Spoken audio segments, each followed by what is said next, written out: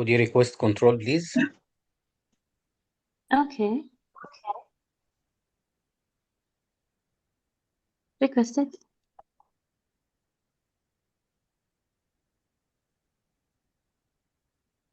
One second. Leave the mouse 1 second. Okay. 2-year-old. Sorry. Let's start our MSK Viva session. 2-year-old patient presented with right lower extremity pain. Go on. Okay. Tamam. So I'm presented with a CT scan, coronal image of a 2-year-old patient with lower limb pain. So this is the CT on the bone window without IV contrast of the right hip joint and the proximal right femur, showing an expansile lytic lesion of the proximal femur, including the metadiaphysis not reaching the articular surface, causing cortical destruction and breach, with associated soft tissue mass and surrounding soft tissue swelling. I'm looking for any, yes, there is periosteal reaction, which seems aggressive. There is no surrounding collections. There is no other bone lesion in the given images. The lesion seems aggressive. My differential diagnosis till this point are neoplastic lesions, including Ewing sarcoma and osteosarcoma and osteomyelitis. The history showed normal blood count, so could be due to neoplastic process. Other given differential diagnosis would be like Langerhans cell histocytosis, eosinophilic What is your granuloma. next step? I would What like to is your proceed for MRI for MRI? further characterization of the soft tissue. Yes. What is this? This is bone scan. This is yes, bone scan. So the high uptake areas are of the growing metaphysis. The region of concern of the proximal right femur shows intense uptake. Yes. No other abnormal uptake on this given image. So again, my differential would be high uptake would be like osteodystioma is a differential of this presentation. Could But be again osteomyelitis. And you yes. would like to check for the blood pool test phase of the bone scan if available. Okay, so this is the MR. This is T1 fat sensitive. I would like to have a general look. Coronal. So yes, there is a large soft tissue mass involving the proximal right femur as described above, before, involving the metadiaphysis with extra osseous component and thickened periosteum with areas of cortical breach. There is surrounding edema. So my cup differential would be an aggressive mass. Again, I would like to go with Ewing sarcoma and osteogenic sarcoma. No other lesion, although I would like to check the rest of the bone on T1 to look for any skip lesion. You would like to convey the finding to the referring physician, refer the patient to sarcoma center for biopsy. The patient needs staging. Yes, and, yes. Follow-up, yes. Thank you so much. It was LCH, Langerhans cell histocytosis, one of the most common differential diagnosis in this age group, beside Ewing sarcoma and metastatic neuroblastoma, especially if it is polystotic. Here, it is only one lesion. You can't detect any other lesions. So there are no any clue, either it is polystotic or monostotic here. I think here it may be also it is anyway, no any clue here, my colleagues.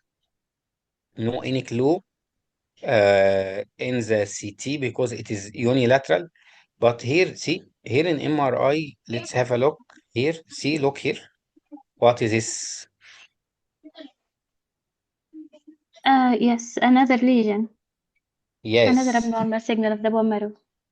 Yes. So it So was it's very important polystatic. uh, to insist. Even the examiner like me neglect or didn't help you to search other sequences. This is your responsibility to insist, doctor. I want to have a look in the whole available sequences. In the Okay. exam, the examiner will prepare one or two sequences, and one of them has many clues, or at least one clue. So look here, this is your original. How does the case start? It will start like this and like this. Oh, the lesion is here. Then he will give you CT here. Okay, this is unilateral. And then there are a trick here in the MRI, here in MRI, especially. See, only one image, even one slice. Take care, my colleague, in the long, in the long, in the long. Very common for me twice for long. The two times that I have been examined the long. There are one case, one slice of the case, there are a key. I remember one case was necrotizing enterocolitis and just one very peripheral pneumoperitoneum in the end of one slice, and it is totally changed the management. Also here, if you look here, there are a lesion here similar, and I think the acetabulum here also not free. And if you Yes, look abnormal. up, try to look here up in the post-iliac bone, you may find anything else. Anyway, so there are polystotic lesion. Our differentiation will be change from localized lesion to polystotic, like LCH or metastatic neuroblastoma, leukemia, like this. Thank you, doctor, so much. Thank you, doctor. Next candidate, Yes, good afternoon. welcome. 1 second, hold on 1 second, please. Okay.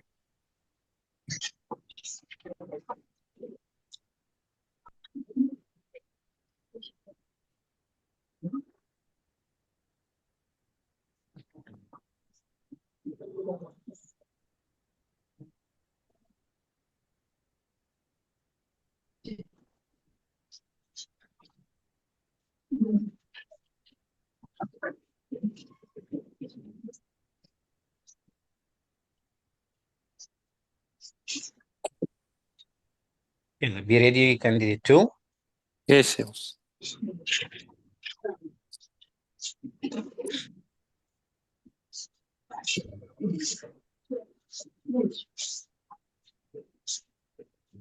Okay, I have been provided with the frontal knee radiograph of skeletally mature patient. I You can don't need appreciate. history, doctor. You don't need Yes, any of history. course, I need 20, history. yeah, 20-year-old male patient presented with a swelling pain of the distal left side. Go on. Okay. This one. Okay. Yes. I have been provided with lateral knee radiograph of skeletally mature patient. I Yes. can appreciate diffuse soft tissue swelling along the lower thigh. As regarding the bone, I couldn't see any fracture line, any osteolytic lesion. I can see some sclerosis at the distal femur, but no any preosteal reaction, no pathological fracture I can see. So in my routine practice, I will compare this image with the other orthogonal plane.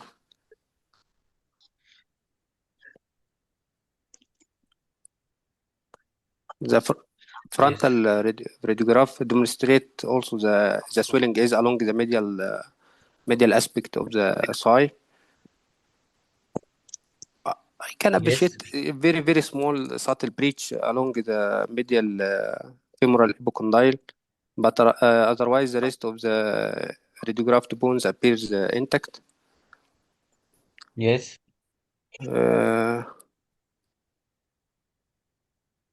Yes. So I think it is a soft tissue mass lesion. So I will ask for MRI with contrast. MRI with contrast. Okay.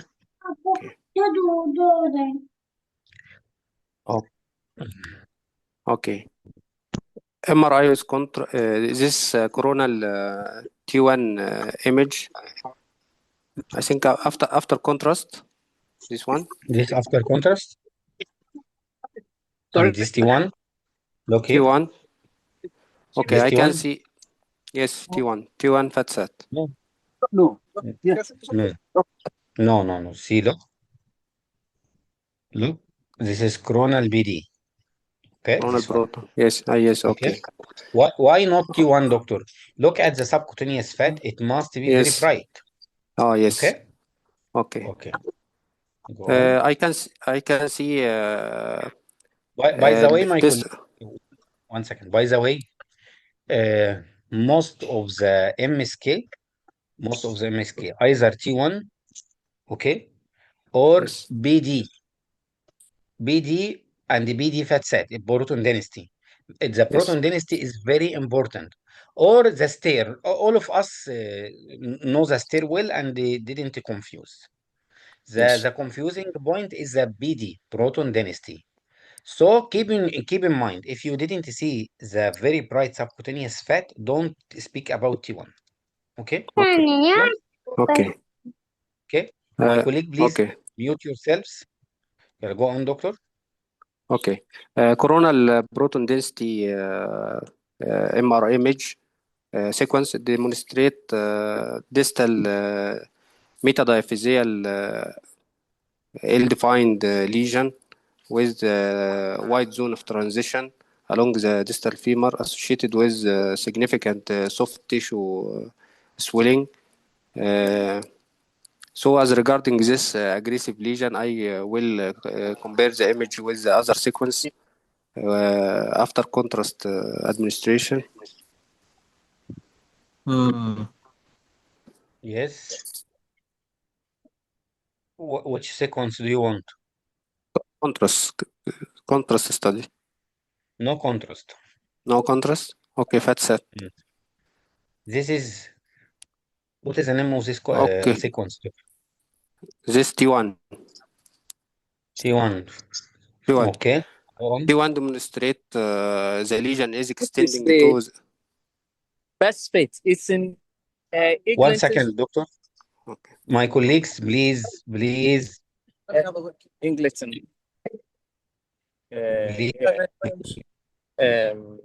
This is not accepted. 1 second, doctor. Direction. Dr. Naghan, please. 30 minutes drive, 3.3 miles. Too long. Yes, doctor. I'm sending them. Okay. Please, candidate 1, I mute all colleagues. Candidate 1, unmute yourself. 2, candidate 2, unmute yourself. Yes. Sorry, Dr. Naghan.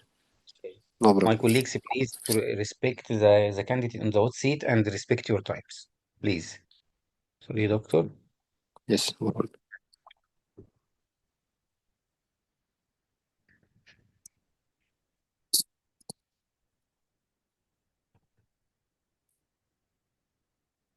Yes. Okay, doctor, go on. Coronal T1 sequence demonstrates the lesion is seen extending through the epiphysis and metaphysis, and there is a significant soft tissue component. So in this this lesion appears to be aggressive lesion, epiphyseal and metaphyseal. Can I see the T2 image or? No available images. What's your diagnosis? My diagnosis. First, the differential is aggressive lesion, osteosarcoma. Second differential is osteomyelitis, but osteomyelitis will not do soft tissue swelling like this. Yes. Significant soft tissue swelling. So يعني Okay. first differential osteosarcoma at this age group. Okay. What's your next step? Next step, I will refer the patient to sarcoma center for further management and biopsy. Okay. What else? And I will What's the type also of biopsy? What's the type of biopsy? tissue biopsy. I don't know. Okay.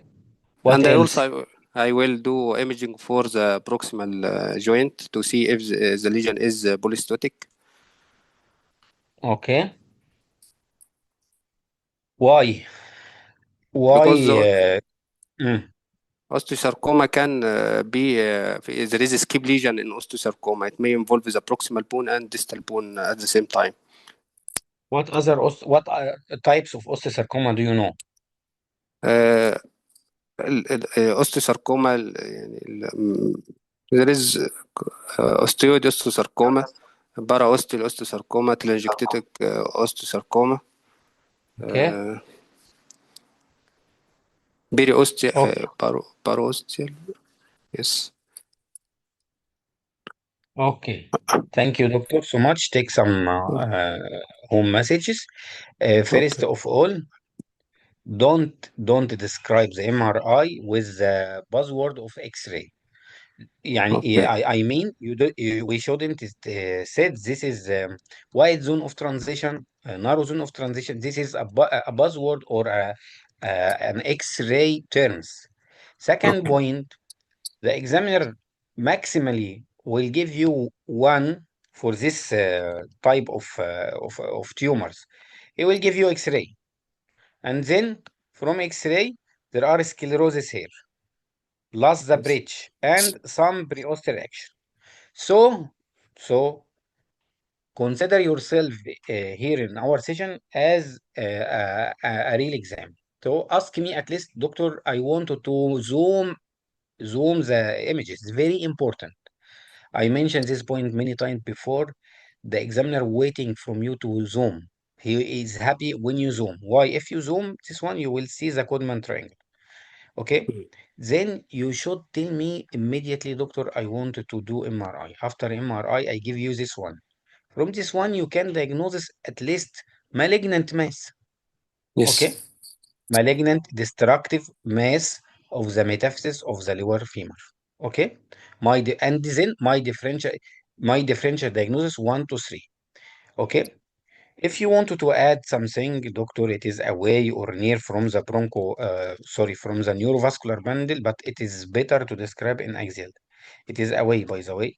This is the neurovascular bundle. This is the artery, vein, nerve here. Okay. Second Yes. point, don't ask too much in case like this. This case is a startup case overall. It's X-ray and MRI. This is a startup case. Why? It is very clear. Don't ask too much sequences. Why? Very clear from here. Second, don't wait the examiner to ask you what else. What is your next step? Okay. Yes. You will image the whole limb to rule out multicentric osteosarcoma. Second, I will do staging CT chest. Yes. Very important. Osteosarcoma is very common, and bone scan. CT chest, because osteosarcoma very common to cause metastatic pulmonary deposit. Bone scan to rule out or to ensure or to exclude also the multicentric osteosarcoma or the metastasis to the bone. Okay, this is clear. Yes. Clear يا The boss. biopsy in the osteosarcoma in sarcoma center, it must be surgical biopsy. Open surgical biopsy must be. What other type of biopsy? Ultrasound guided biopsy, CT guided biopsy. Okay. Why? Why? Because when you take a biopsy by the needle, you make a track. This track can do seedling metastasis in any type of sarcoma in the RCC. So it help of spread of the tumor. Okay, my colleagues, Yes, yes. this is very important tips. Don't worry, doctor. Just home Yeah. message to help all of us. Thank you, boss. Okay, welcome. One of the very important tips of today. Look here, my colleagues. This is T1 on the right side, your left side here. This one, T1. This is proton density. Look the difference here. Here, look at the fat here and the bone marrow fat. Big difference. Here looks like gray. In proton density looks like gray. This is not T1 at all. This is not T1. This T1. Look here, T1. Okay, my colleague. There are three different degree of BD fat set. Proton density fat sets. There are three types. I think this is mild fat set. There are moderate and there are BD marked fat set, which looks like the stair, which is not useful too much. Okay, my colleague. Why? Because I'm waiting somebody asking me, doctor, this is the fat is not totally completely suppressed here. Okay, because this is mild type of fat set. Okay, my colleagues, that is all. The lesion here extend to the bone marrow, from the bone marrow.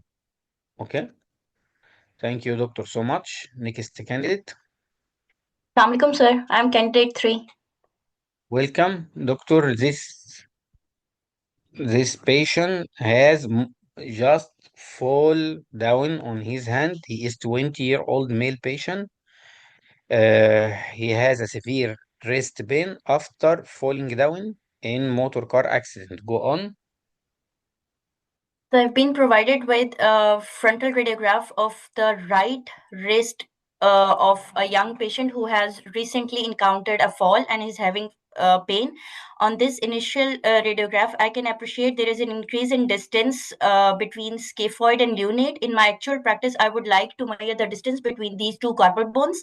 And if it is more than 3 mm, I would label it as a scapholunate dissociation. I would also like to assess this on other orthogonal view. And Yes.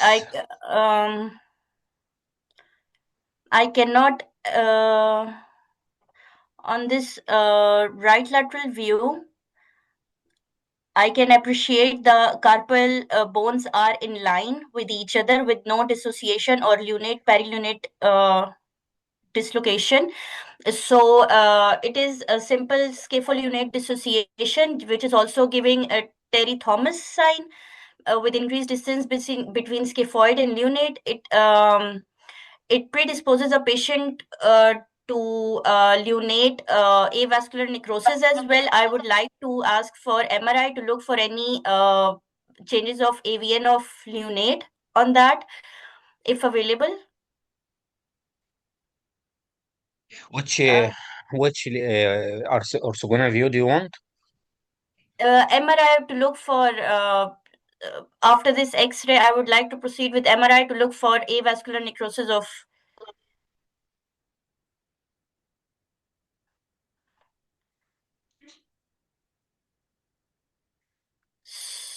So Yes. I can appreciate there is mild intercarpal and pericarpal fluid intensity areas with inflammatory changes in the surrounding soft tissues as well. I cannot appreciate any erosive changes in the carpal bones. The cartilage around the carpal bones are intact. Request the mouse and scroll. Better to request. Yes, please. Yes, please, sir. I have requested.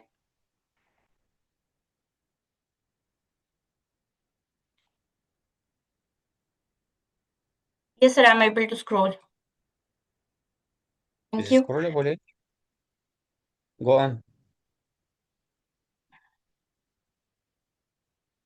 So I can appreciate myeloedema changes in the distal end of the ulna involving the metaphyseal region. There is also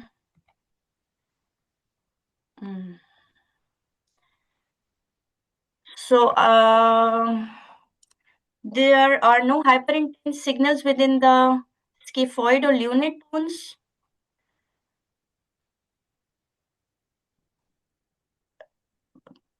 Subtle hyperintensity is appreciated within the hemate.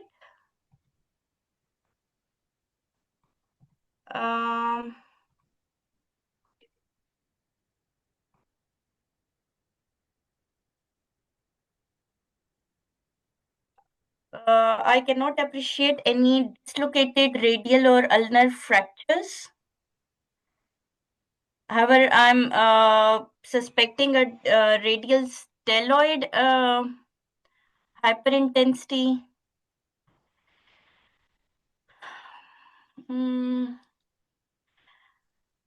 I would like to see these findings on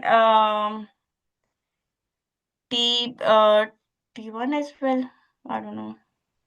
No, better to look here.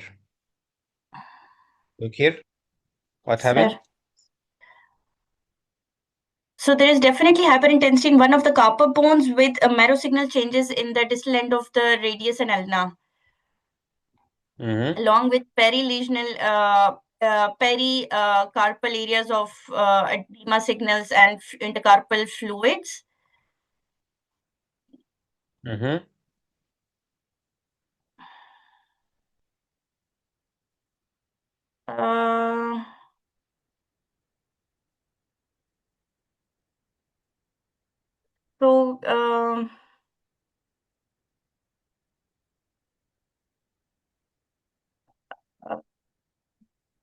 Sir, I'm unable to put in some pathology. I'm trying my hyperintense signals in one of the carpal bones and can be post-traumatic, since the histories of trauma, it may be a post-traumatic injury to one of the carpal bones, less likely to be infective. And I would also like to correlate my findings with inflammatory markers. If they are raised or not. Rule out Why any inflammatory markers? Doctor, do you remember the history? So the young patient with history of trauma and now presenting with pain. Yes. So this is a traumatic patient. Sir.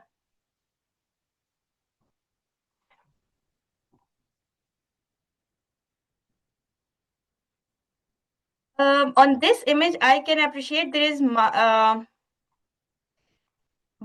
lunate dislocation as well. Okay, so lunate it leads to the diagnosis of lunate dissociation with probably a dorsal radiolunate ligament injury. Yes, what else? I'll immediately inform the orthopedic department on call, as this can lead to chronic changes and it needs to be fixed orthopedically, orthoscopically. Okay, what else here? Could you detect anything here? Here. Sir, I was not confirmed about the distal radial styloid process. It appeared a bit irregularly shaped and might be some distal radial styloid fracture. Okay. Okay. What is the most dangerous injury within this poly-injured wrist, in your opinion? What is the most injury you are worried about, and you will ask the surgeon to start with? Any neurovascular. Okay. Okay. Thank you, doctor. It was a very difficult case. Let's take some home messages. First of all, thank you. It was really polypathology or multiple pathology. What happened here, my colleague? This is a scapholunate dissociation. Very great. No any signs of collapse here.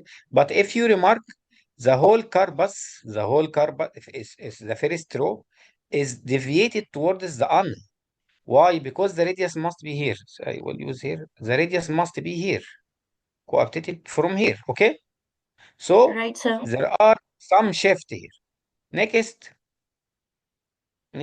one, we should look here to rule out dorsal or ventral intercalator stability, which we assess the direction of leonate. Doctor, in your opinion, what is the most important bone from the 8 carpal bone? The lunate, Why? because its dissociation can be severe and can lead to associated injuries. Yes. In another words, all the rest is fixed by the leonate. Almost the leonate has ligaments with all the bones of the carpus. Almost. Very, very important. Injury of leonate is more dangerous than any other bone. Here, really, no any obvious change of the direction of leonate. So the doctor asked for MRI. This is the MRI. What happened? We should look at first at T1. Please, my colleague. Very important. What happened here? Very clear. Dissociation, scaffold unit dissociation. Great. And what else? All of this, look here. The radius shift from here to here. There are shifting of the carpus bone toward the ulna. And this fluid, okay? Even here, if you look here, you must see here the TFCC. How does it look? It must look like the knee meniscus. Something black like this. Black. But if you look here, nothing black. If you look here, nothing black. So from T1, we get most of the injuries, the pathology. So the TFC, which is one of the important structure in the wrist, injured at its radial side and its distal ulnar side. Let's confirm our finding here. Look here. Look here. Look at the TFC. You must see one strap here, very dark. No, there are injury here. Okay. Besides the scaphoid unit dissociation. And what happened here? All this side, the lateral side of the wrist here, injured. You can guess some ligament here, the collateral, radial collateral ligament are injured, which is this one, by the way. Okay, this one. Okay, here. And besides some other ligaments, it is not important to know all of them, but take some ligaments. The radius is associated to the scaphoid with one ligament here. Okay, completely torn. And with two ligaments to the lunate, short and long. Most of them are not visualized. At least you mention very good amount of injured ligament. Last one, look here, and this is very important. Look here, what happened? This is not the normal distal distal radio ulnar joint. Look here, there are some subluxation. Why? Because this is the ventral side, this is the dorsal side. So the distal ventral radio ulnar ligament here completely torn. So there are subluxation and instability. This is instability. Besides the extensive soft tissue edema. At least you put your hand in front of the examiner at the major structure which injured. Okay? What happened here? Look at the scaphoid. What happened? We should first know anterior from posterior. Okay? This is anterior, this is posterior. Okay, my colleagues? How can we know anterior from posterior? This is, where is the scaphoid? This is the scaphoid. Scaphoid always look anterior, like this. Okay? So the leonate looks posterior, deviated posterior. See, this is dizzy, D-I-S-I, dizzy. So this carpus or this wrist is in high danger. Which type of danger? Till now, no any vascular necrosis, and this is the question. The most critical injury is this one. Why? Because dissociation leads to leonate a vascular necrosis. Is it understandable for all of you, my colleagues? Any question? Because I know the rest is very difficult for most of us. Okay?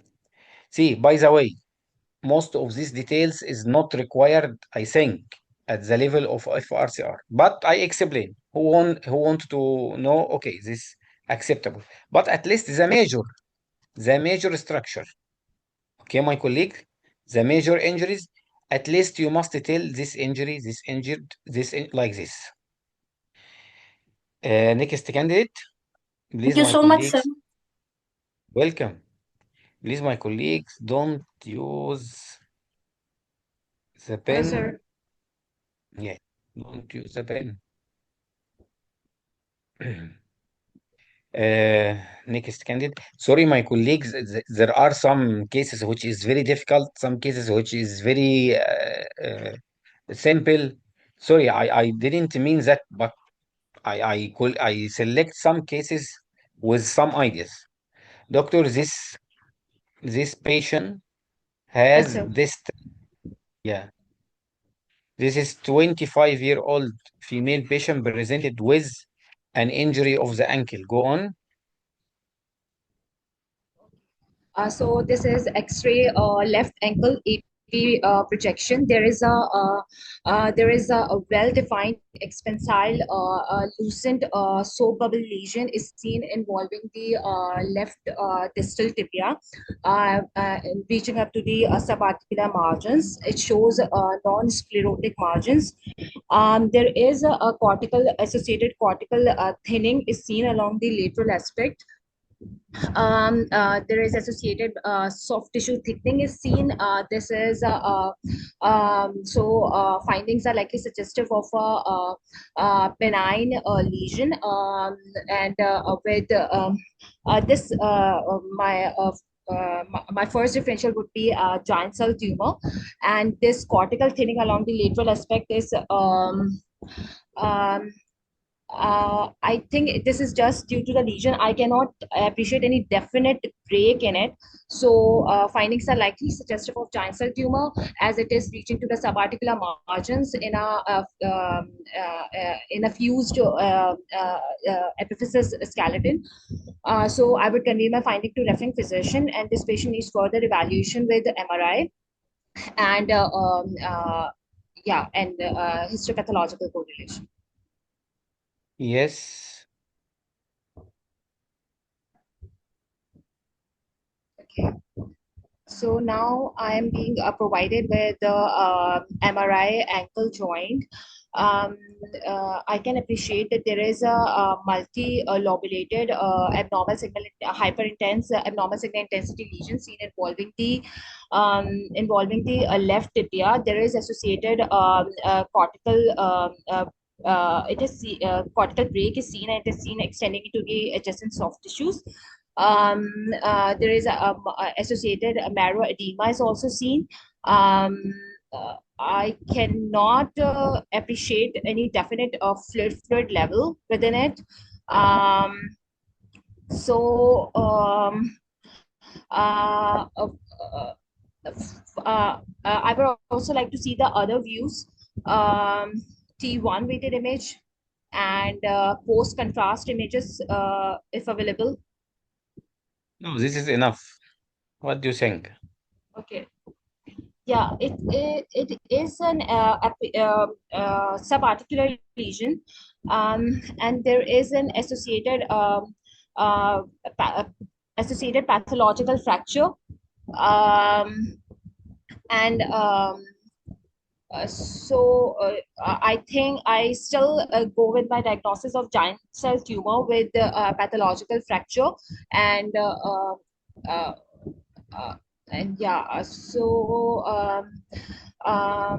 it could be I cannot appreciate any definite fluid level. However, I think there is a secondary this secondary ABC formation, this hyperintense signals. So finally, this is what's your final diagnosis and why? It's a giant cell tumor with a secondary aneurysmal bone cyst formation and a pathological fracture. Okay. What is your next step? I would convey my findings to the referring physician, and urgently convey my findings to referring physician as it is associated with pathological fracture, and and refer to the orthopedic team for the resection and cementing. Okay, doctor. How to differentiate between ABC and giant cell tumor? ABC would be metaphyseal, predominantly metaphyseal, and Look here. How age group.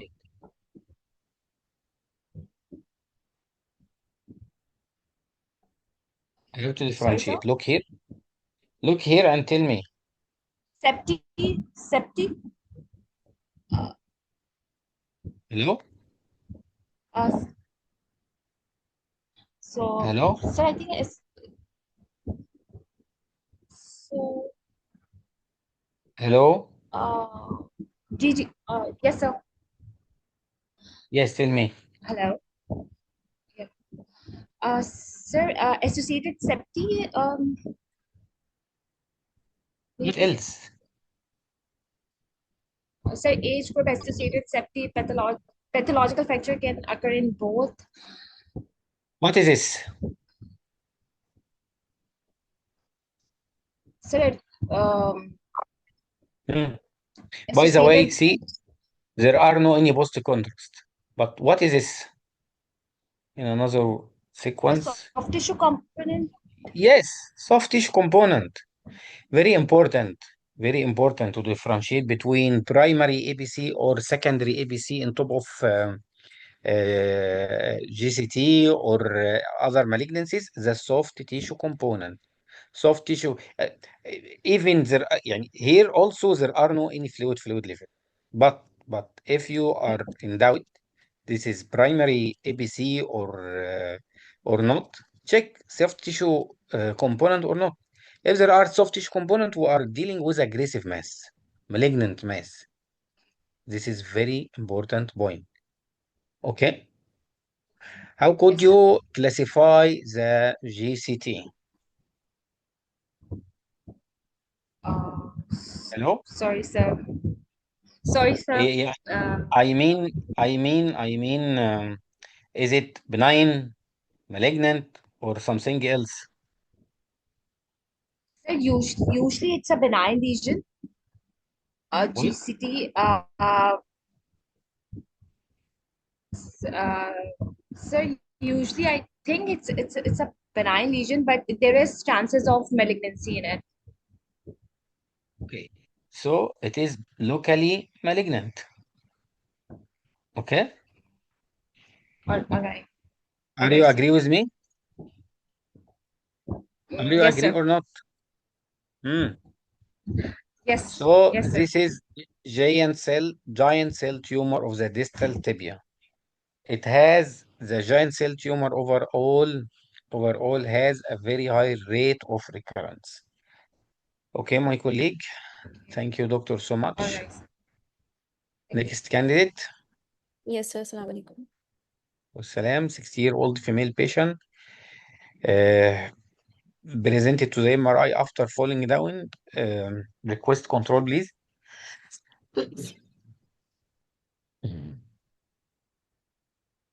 So I have requested.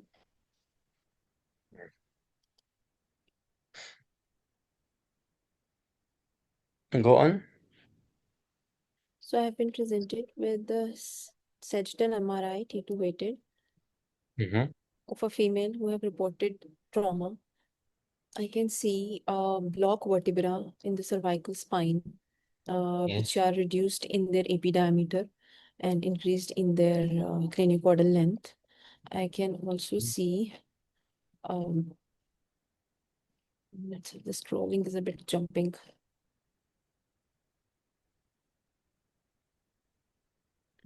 I can also see that there is compression over the cervical cord at 3 and 4 level, where it is showing hyper intense signals and disc herniation. I can see bone, an abnormal bone, which is extending from the shoulder girdle to the cervical spine. I suppose this to be omovertebral bone. I would Yes. like to see another view, or maybe a coronal, to see if it is a Sprengel's deformity. I cannot see any tonsillar herniation at the moment. There is compression upon the cervical cord, but no pharynx formation. I would like to see other views. Okay, which view do you want? Sir, I can see coronal or axial. Axial. Okay, axial. This is axial. Go on. Okay. On axial sequence, gradient technique. So I'm having trouble with scrolling, sorry.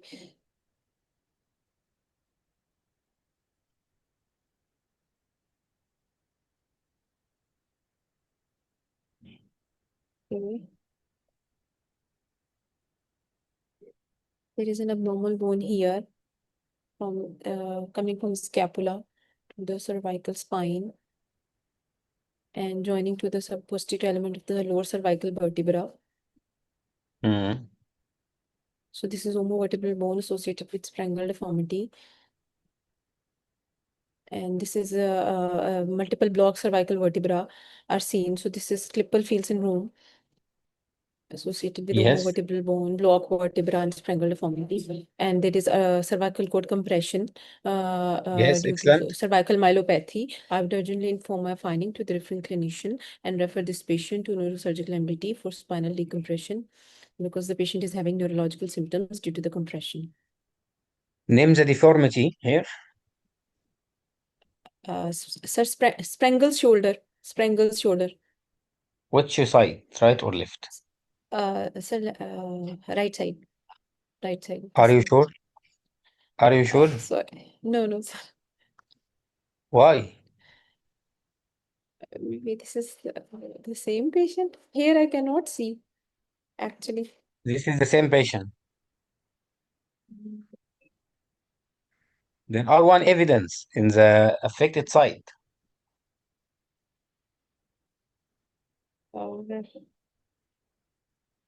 Where is the omovertebral bone? Right or left? Supposed to be this. Sir, right side. Hmm? Sir, right side, no? In the MRI, it was right side. Show me which one. That this sometimes this looks to be spine of the scapula. Request Maybe. control, please. The examiner sometimes will ask you this question, really. Sir, I have already requested remote control. Can you see my mouse? Yes. Where is the omovertebral bone? Sir, I think this is the omovertebral bone. No, this is the spine No? of the scapula. This one? No, this is No. this one. Maybe the scapula. No, leave the mouse. Leave the mouse. This one. This one. Yes, sir, I cannot see him. This one.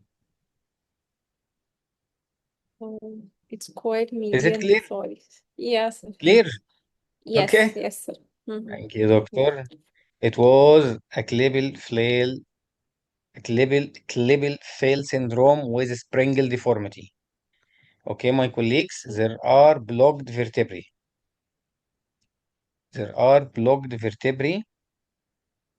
Please, my colleagues, don't use the same pen that I use. There are multiple level of blocked vertebrae and omovertebral bone. Okay. And the most important point that our colleague pick up this point, this myelopathy, because this level, there are also disc. This is disc osteophyte compression. You can pick up this one at this level. Look here, disc osteophyte compression mildly compress the cord. Okay, my colleague, thank you so much. Next candidate. Yes, hello. Assalamu alaikum. Alaikum assalam. 45-year-old male patient presented with knee pain. What happened?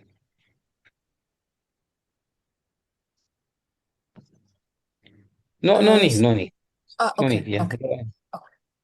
What happened? I'm presented with MRI coronal of a 45-year-old male patient presented with pain. I can see this is a T1 coronal sequence. I can see that there are multiple areas of serpiginous hypointense signal in the tibia as well as the distal femur. I can see in bilateral condyles as well as the proximal tibia. On the fluid sensitive sequences, I can see that there is a hyper intense signal adjacent to the hypointense lines. This is the characteristic appearance of osteonecrosis. I would like to correlate with the clinical history of the patient. I would like to know if the patient is on any steroids or is predisposed. Does he have any disease that predisposes to it, like hemoglobinopathies? I will convey my findings to the referring physician. And also I would correlate this with the X-ray of the patient if available, because the sclerosis can also be appreciated there, and inform the referring physician of my findings and refer this patient for underlying evaluation and orthopedic surgery, and follow up just to assess the increase or decrease in these areas of osteonecrosis. Do you want to ask about anything? I want to know if the patient is having steroids, if the patient is having any systemic disease that predisposes to it, maybe sickle cell or maybe Gaucher, or maybe the patient has any history of radiation, and correlate that with the findings. The difference between bone marrow infarctions and avascular necrosis. Bone infarction is usually in the medullary cavity. Avascular necrosis is usually at the subchondral spaces, but a lot of the times we use them interchangeably. I'm not so Okay, sure. excellent. What is the complication, long-run complication of bone marrow infarction? So bone marrow infarctions can predispose to sarcomatous transformation. In some patients, they can actually convert to osteosarcomas, and in that case, we need to follow them up with imaging. There are, look here, well, because I bring this case only not for the bone infarction because it is very clear, but for something very critical here. Could you pick up this? I'm not sure, doctor. Request, I will scroll and stop me at any slice of interest. Okay. There is tear of the ACL. No. There What is else? there is subchondral fracture. There is subchondral fracture with the fluid Yes. line that is crossing. Where? So this Where? can be in the I want to see which. So this is the medial femoral condyle distal. So I can see that there is a fracture line with fluid in between. So this can be an unstable fragment. Excellent. This is the most important here, my colleague. What happened here? OCD. Yes. Osteochondral lesion here. And there are fluid. This is very Yes. important. Yes. Okay? Very important. This about to completely separate it, detach it from the bone, and it will be a movable loose body. Very critical. Okay, my colleague, and loose body, intra-articular loose body is one of the emergency of the intra-articular emergencies. Why? Yes. Because it may cause the block knee. Very Yes. important. So when the examiner looks like kind and benign, don't trust him. Why? The examiner will not help you like this, my colleague, Yes, I like know. me. He will give you this very easy case and he waiting from you to examine well. This type of case scenario, he assess your satisfaction of search. Yes. Okay, this is the most critical point. This one. Okay, thank you Okay. so much, Thank you colleagues. so much. Thank you so much, um, our coordinator. Let's meet next Wednesday. Tomorrow I will run one lecture in English also for anyone who wanted to attend. The link is in my group, in my private group. Thank you so much and goodbye.